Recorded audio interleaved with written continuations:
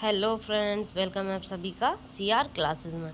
आज हम लोग पढ़ेंगे डीएलएड तृतीय सेमेस्टर। यहाँ से देखिए, डीएलएड तृतीय सेमेस्टर का विषय कौन सा है? सामाजिक अध्ययन। ऐसे क्वेश्चन पढ़ेंगे हम लोग। डीएलएड के अति लघु उत्तरीय प्रश्न पढ़ेंगे, ऑप्शनल क्वेश्चन नहीं है आज। अभी ये अति लघु उत्तरीय क्वेश्चन है। यहाँ से देखिए, अति लघु उत्तरीय प्रश्न।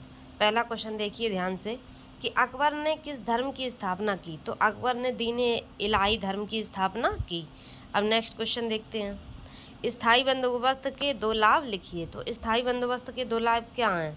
यहाँ से देखते हैं। स्थायी बंदोबस्त से सरकार की अपेक्षा जमींदारों को अधिक लाभ हुआ करता था। जो पहले सरकार थी उसे लाभ नहीं होता था। लाभ किसे होता था? जमींदारों को। किससे? स्थायी बंदोबस्त से। अनाज तथा अन्य सामग्रियों की मांग बढ़ी, खेती का विस्तार हुआ, खेती के लिए नई भूमि की मांग बढ़ी। अब यहाँ से देखते हैं नेक्स्ट क्वेश्चन। टेंगा प्रदेश किस प्रकार के वन पाए जाते हैं? टेंगा प्रदेश में किस प्रकार के वन पाए जाते हैं?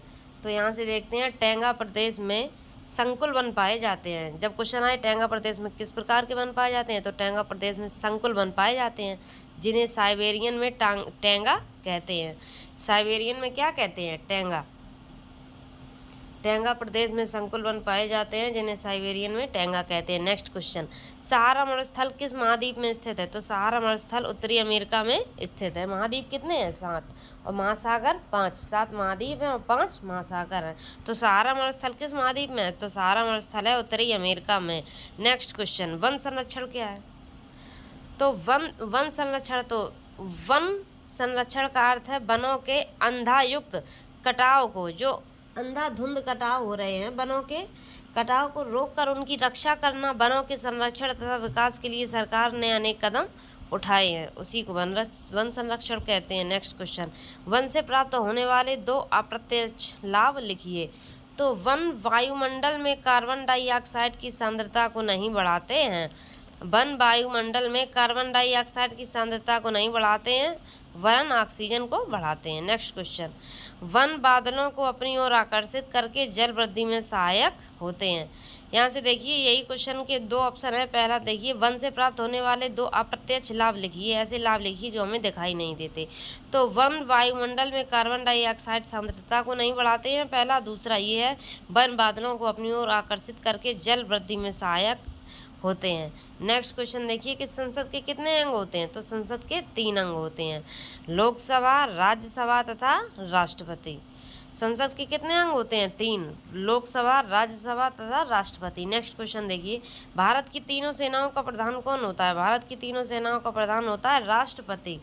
Next question. नीति आयोग का पदेन अध्यक्ष कौन होता है? तो नीति आयोग का पदेन अध्यक्ष होता है प्रधानमंत्री।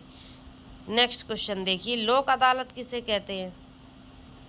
तो लोक अदालत ऐसा है जैसे कि दो पक्ष लड़ रहे हैं, उन्हें आपस में सुलझा दो, शांतिपूर्ण।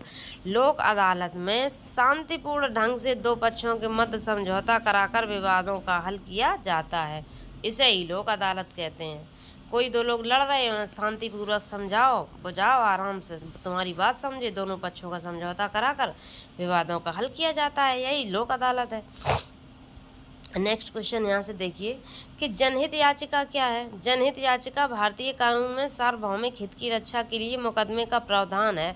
इसमें यह आवश्यक नहीं है कि पीड़ित पक्ष स्वयं अदा लग जाए। जनहित याचिका, ध्यान से देखना, जनहित याचिका भारतीय कानून में सार्वभौमिक हित की रक्षा के लिए है। जो जनहित याचिका है भारतीय कानून में सार्वभौमिक हित की रक्षा के लिए है, मुकदमे का प्रावधान है। इसमें यह आवश्यक नहीं कि पीड़ित पक्ष स्वयं अदा लग जाए। नेक्स्ट क्वेश्चन देखिए, कर की दो विशेषताएं बताइए। कर एक अनिवार्य भुगतान है। कर क्या है? कर एक अनिवार्य भुगतान है। कर से अर्जित आय का प्रयोग सार्वजनिक हित होता है, सार्वजनिक हित के लिए होता है। करदाता को कोई प्रत्यक्ष लाभ नहीं होता। Next question. भारत में प्रथम पंचवर्षीय योजना कब प्रारंभ हुई थी? तो भारत में प्रथम पंचवर्षीय योजना 18 दिसंबर 1951 से प्रारंभ हुई थी। नेक्स्ट क्वेश्चन देखिए, भूमि विकास बैंक की स्थापना कब की गई? तो भूमि विकास बैंक की स्थापना 26 मार्च 1957 को की गई। नेक्स्ट क्वेश्चन, भारत में मुगल साम्राज्य की स्थापना कब और किसने की? तो बाबर ने 1526 ईस्वी में पानीपत में मैदान में इब्राहिम लोदी को हराकर दिल्ली तथा आगरा पर अपना अधिकार कर मुगल साम्राज्य की स्थापना की। अच्छा, पानीपत का युद्ध कितनी बार हुआ था? 3 बार, 1526, 1556 और 1761। भारत में मुगल साम्राज्य की स्थापना कब और किसने की? तो बाबर ने 1526 ईस्वी में पानी के मैदान में इब्राहिम लोदी को हराकर दिल्ली तथा आगरा पर अपना अधिकार कर मुगल साम्राज्य की स्थापना की। नेक्स्ट क्वेश्चन, बाबर का चरित्र चित्रण कीजिए। यहाँ से देखते हैं, बाबर का चरित्र चित्रण कीजिए।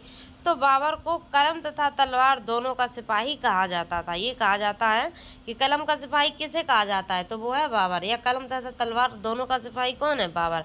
सैनिक कार्यों के साथ वह साहित्य के प्रति रुचि रखता था। कौन साहित्य में रुचि रखता था? बाबर। बाबर द्वारा लिखित पुस्तकों के नाम लिखिए। तो तुर्की भाषा में तुझके बाबरी तथा फारसी अनुवाद में बाबरनामा कहते हैं। नेक्स्ट क्वेश्चन देखिए, हुमायूं कब मुगल सिंहासन पर बैठा? हुमायूं 1530 ईस्वी में मुगल सिंहासन पर बैठा। और हुमायूं का लड़का कौन था? अकबर। शेरशाह दिल्ली का शासक कैसे बना? तो चौसा के युद्ध में हुमायूं को हराकर शेरशाह 1540 ईस्वी में दिल्ली का शासक बना। शेरशाह दिल्ली का शासक कब बना? तो चौसा के युद्ध में हुमायूं को हराकर शेरशाह 1540 ईस्वी में दिल्ली का शासक बना। नेक्स्ट क्वेश्चन, कलिंजर का युद्ध कब हुआ? तो कलिंजर का युद्ध 1545 ईस्वी में हुआ, जिसमें शेरशाह घायल हो गया। नेक्स्ट क्वेश्चन, शेर मंडल शेरशाह ने कहाँ बनवाया था? तो शेर मंडल को शेरशाह द्वारा दिल्ली के पुराने किले में बनवाया गया था। नेक्स्ट क्वेश्चन, पानीपत की द्वितीय युद्ध कब हुआ? तो पानीपत का द्वितीय युद्ध 1556 ईस्वी में पानीपत के मैदान में हेमू को हराकर अकबर ने आगरा तथा दिल्ली पर अपना अधिकार कर लिया। देखो, 1556 में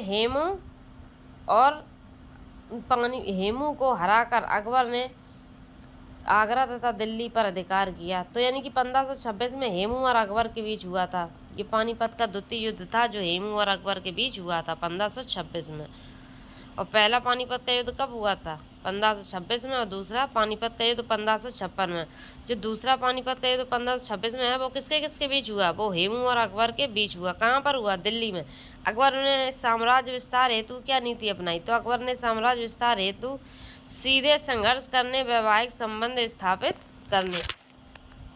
यहाँ से देखते हैं, अकबर ने साम्राज्य विस्तार के लिए सीधे संघर्ष करने, वैवाहिक संबंधित स्थापित करने, अधीनता स्वीकार करने वालों को शासन में पद देने तथा मित्रता की नीति अपनाई। किसकी नीति अपनाई? मित्रता की नीति अपनाई।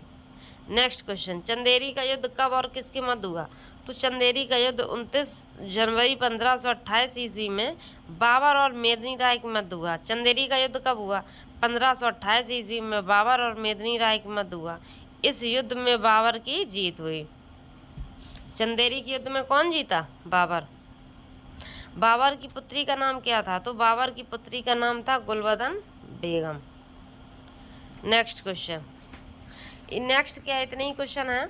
अगर आपको मेरी क्लास अच्छी लगी हो तो प्लीज़ लाइक करें, सब्सक्राइब करें। हम आपके लिए ऐसी एजुकेशन वीडियो लाते रहेंगे। ये तृतीय सेमेस्टर के सामाजिक अध्ययन के अति लघु उत्तरीय क्वेश्चन है, 1 लाइनर। इन्हें अच्छे से पढ़ लीजिएगा आप लोग तो पास हो जाएंगे, क्योंकि ज़्यादा से ज़्यादा प्रीवियस ईयर क्वेश्चन आते हैं डीएलएड में। Thanks for watching everyone.